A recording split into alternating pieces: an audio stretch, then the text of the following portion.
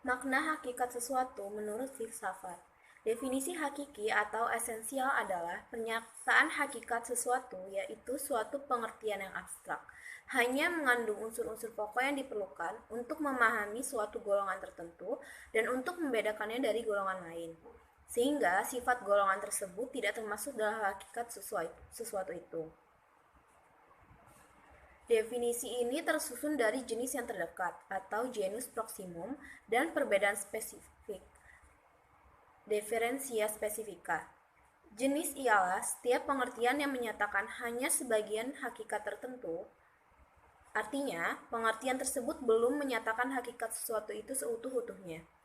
Perbedaan spesifik ialah setiap pengertian yang membedakan golongan atau spesies dari jenis-jenisnya, misalnya berbakat budi dan itu membedakan manusia dari hewan.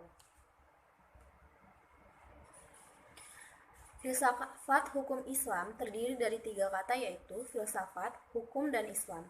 Filsafat adalah pengetahuan tentang pemikiran mendalam, sistematis, logis, dan radikal tentang berbagai aturan yang berlaku dalam kehidupan manusia, baik aturan bermasyarakat maupun aturan bernegara. Sedangkan hukum adalah peraturan tentang perbuatan dan tingkah laku manusia dalam laluitan hidup. Secara singkat, hukum berarti ketetapan.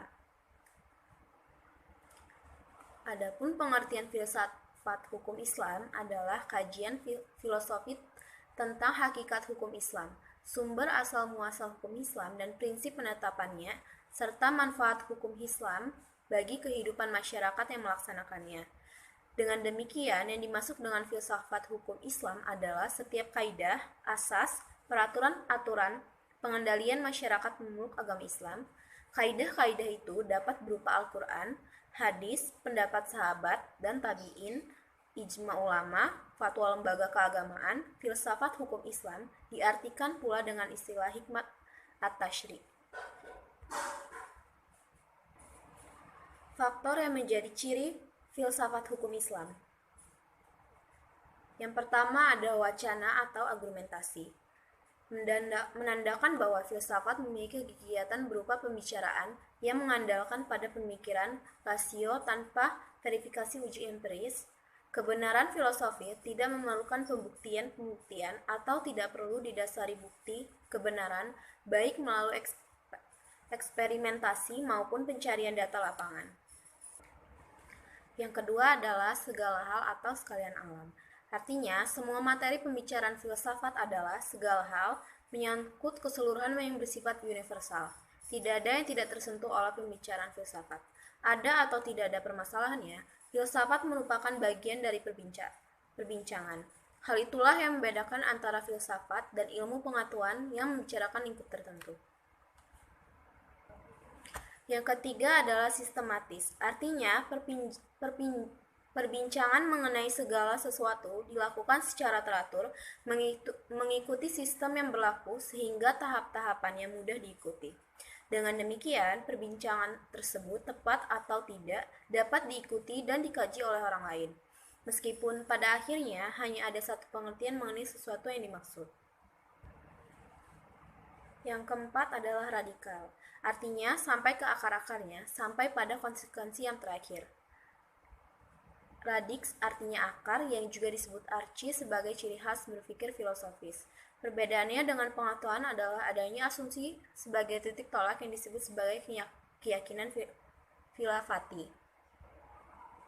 Yang kelima adalah hakikat, yang merupakan istilah yang menjadi ciri khas filsafat. Hakikat adalah pemahaman atau hal yang paling mendasar. Jadi, filsafat tidak hanya berbicara tentang wujud ataupun materi, sebagaimana ilmu pengetahuan, tetapi berbicara makna yang hakikat terdapat di belakangnya. Dalam filsafat, hakikat tersebut sebagai akibat dari berpikir radikal. Berdasarkan 5 ciri tersebut, dapat diambil pemahaman bahwa filsafat merupakan kebebasan berpikir manusia terhadap segala sesuatu tanpa batas, dengan mengacu pada hukum keraguan atas segala hal, bahwa sekalian alam dan segala hal dapat dilihat dari berbagai hal sudut, melalui kontemplasi pemikiran yang sistematis, logis, dan radikal. Segala hal yang dipikirkan oleh filsuf. Yang pertama, berhubungan dengan sesuatu yang bersifat metafisik yang tidak dapat dilihat. Yang kedua, berhubungan dengan alam semesta yang fisikal dan terbentuk oleh hukum perubahan. Yang ketiga, segala sesuatu yang rasional dan irasional. Yang keempat, semua yang bersifat natural dan supranatural.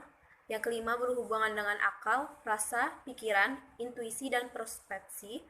Yang keenam, sehubungan dengan hakikat yang terbatas dan yang tidak terbatas.